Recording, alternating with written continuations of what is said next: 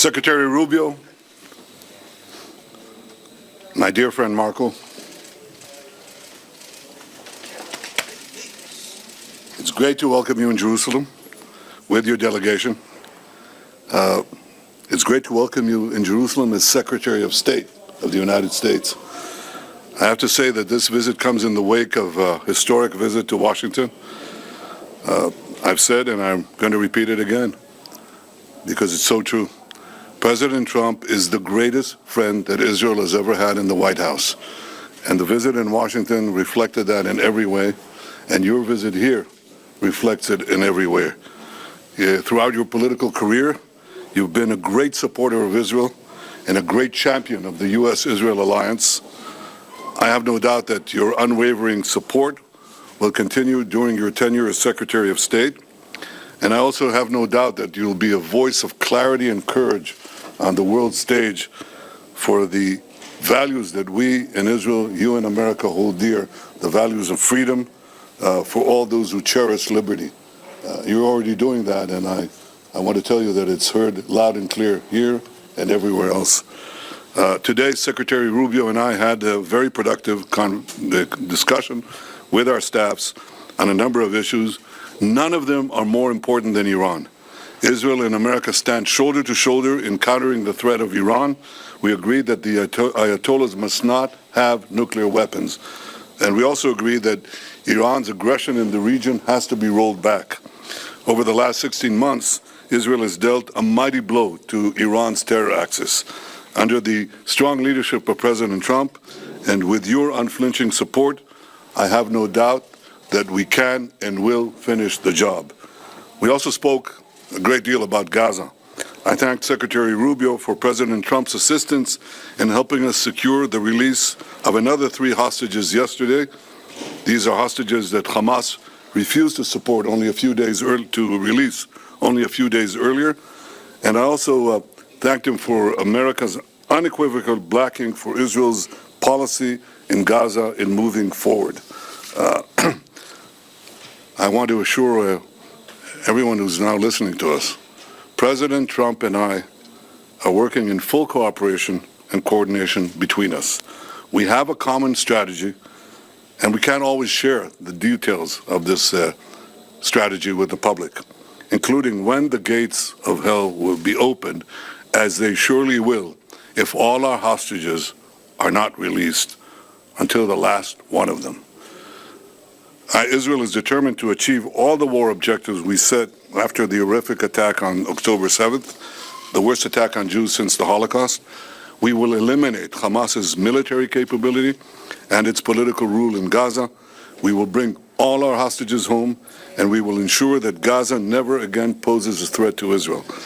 The unequivocal support of the United States on Gaza will help us achieve these objectives faster and set us on a path for a different future. Secretary Rubio and I discussed President Trump's bold vision for Gaza's future, how we can work together to ensure that that future becomes a reality. We also discussed the situation in Syria after the collapse of Assad's regime, a collapse that was made possible by Israel's weakening of Iran's terror axis, especially the weakening of Hezbollah and the removal of Nasrallah. For over a decade before October 7th, Israel acted to prevent Iran from developing new terror fronts against us in Syria, right opposite the Golan Heights and deeper in Syria. And we conducted hundreds of airstrikes, perhaps 1,000, in order to prevent it, and we did. Now, if any other force in Syria today believes that Israel will permit other hostile forces to use Syria as a base of operations against us, they are gravely mistaken. Israel will act to prevent any threat from emerging near our border in southwest Syria. The Secretary and I discussed Lebanon as well. Israel is committed to the ceasefire understandings that were reached in November. We expect the government of Lebanon to be equally committed to their fulfillment. The scenes we saw this weekend in Beirut of UNIFIL forces being attacked by Hezbollah, this was not encouraging. The 2 UN resolutions that everyone refers to, 1559, 1701, well, they must be fully implemented. Hezbollah must be disarmed. And Israel would prefer that the Lebanese army do that job, but no one should doubt that Israel will do what it has to do to enforce the understandings of the ceasefire and defend our security. The Secretary and I also discussed how the many international institutions have been hijacked and turned into anti-American and anti-Israeli forums. We see that in the UN General Assembly, in the UN Human Rights Commission, where anti-Americanism is rampant, and more resolutions are passed about Israel than the rest of the world combined. And we see it especially in the lawfare that is being waged against America and Israel at the ICC, the ICJ, and elsewhere. The ICC has outrageously libeled Israel and issued arrest warrants based on utter lies. Like America, Israel is not subject to the jurisdiction of the ICC and does not accept the court's authority. Israel commends President Trump and his administration for restoring his executive order against the ICC and for moving quickly to sanction ICC officials. The Secretary and I discussed working together to formulate a common strategy to deal with the threat of lawfare and neutralize this threat once and for all. So these are some of the issues we discussed today. Believe it or not, there were more, many more. We can say that the Middle East today has many opportunities, many challenges, and we think we can realize the opportunities and also meet the challenges. And I have no doubt that working together, America and Israel will overcome the challenges and seize the opportunities. I have to say that I'm absolutely confident that under President Trump's leadership and working together with you, Secretary Rubio, Marco, the best days of our alliance are still yet to come. Welcome to Jerusalem. Welcome, my friend. Thank you. Thank you, Mr. Prime Minister. It is an honor to be back here. I've been here many times before as an American visiting, and then as a member of the United States Senate, but now for the first time as the Secretary of State of the United States, and it's an honor to be here. And it's an honor to serve in this role on behalf of President Donald Trump, who, as you've accurately stated, Mr. Prime Minister, is a tremendous friend of Israel. There's been no stronger ally for Israel in the White House than President Trump. He's also a man that speaks clearly and unambiguously and makes clear his views on issues. The first he's made clear is, and as you've pointed out, and the hostages need to come home, they need to be released, and you work in very close coordination with him. He's working in very close coordination, but with the Prime Minister and his government, in ensuring that that happens. That must happen. It's not optional. And would add that that's a goal we share in common, and that is something we work on very closely together. The President's also been very bold about his view of what the future for Gaza should be.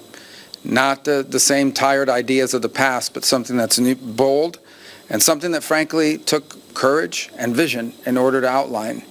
And it may have shocked and surprised many, but what cannot continue is the same cycle where we repeat over and over again and wind up in the exact same place. Related to that, the President's been very clear. Hamas cannot continue as a military or government force. And frankly, as long as it stands as a force that can govern, or as a force that can administer, or as a force that can threaten by use of violence, peace becomes impossible. They must be eliminated. They must be eradicated.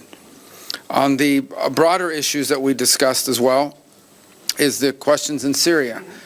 And while the fall of Assad is certainly promising and important, if Syria replacing one destabilizing force for another is not a positive development.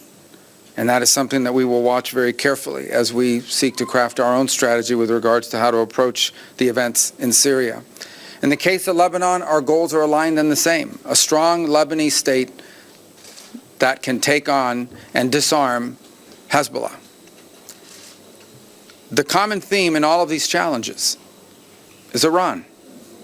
It is the single greatest source of instability in the region. Behind every terrorist group, behind every act of violence, behind every destabilizing activity, behind everything that threatens peace and stability for the millions of people who call this region home, is Iran. And by Iran, I mean the Ayatollahs. By Iran, I mean its regime. A regime who, by the way, its people don't support. The people of Iran are victims of that regime. And so I think it's important to constantly point that whether we talk about Hamas, or we talk about Hezbollah, or we talk about violence in the West Bank, or we talk about destabilization in Syria, or we talk about any of these issues, the militias in Iraq, they all have behind them one common theme, Iran. And that must be addressed. And there can never be a nuclear Iran. A nuclear Iran that could then hold itself immune from pressure and from action. That can never happen. The President's been clear about that as well. And so I close where I began by reiterating our strong support for our allies, very close allies and partners here in Israel, to the people of this great country, for whom we have tremendous love and respect for everything you're facing, have faced, and continue to face. It is an extraordinary story of bravery. A nation founded in the ashes and in the aftermath of a horrifying crime against humanity, stood from its very inception, from the very day of its birth, against threats from every angle and every corner, and has served as an example to the world of a pluralistic society, a free enterprise democracy, and one that if there were more Israels in the Middle East, more countries like that, the world would be a safer and a better place. And this is what we hope for the region and for our planet. A nation that's always sought peace, but will not allow itself to be intimidated or destroyed by its enemies.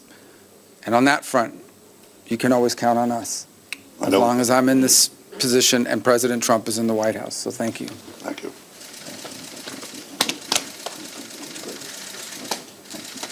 Mr. Prime Minister, are you committed to negotiate